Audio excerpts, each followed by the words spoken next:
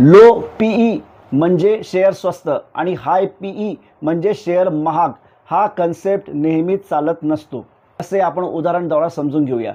चला ग्रँड हयात हॉटेल आपण उदाहरण म्हणून घेऊया.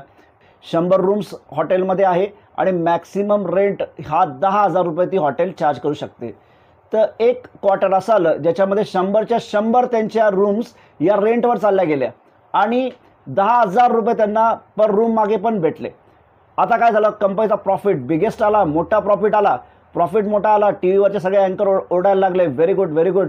आणि पी रेशो हा पण स्वस्त आला. पी रेशो स्वस्त का झाला? कारण पी रेशो आहे काय, market price divided by earning per share.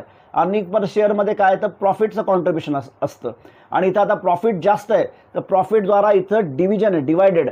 तर ॲटोमॅटिकली पी रेशो हा काय येणार, पी रेशो हा कमी येणार आणि स्वस्त पी. परंतु आता एक दुसरा अँगलने आपण जर का विचार केला तर ही हॉटेल आहे, हॉटेलला रूम किती आहे, फक्त 100.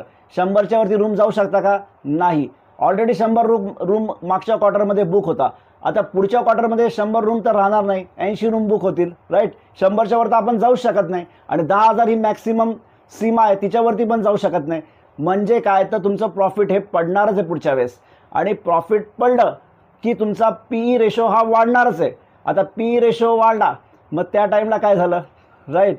तर सगळ्यांनी जर का विचार केला तर त्यामुळे नेहमीच लो पीई हा चांगला असतो असं नाही, तर त्याचं मॅथमॅटिक कॅल्क्युलेशन समजून घेऊन आपलं डिसिजन घ्यायला पाहिजे. स्वतः विचार करा.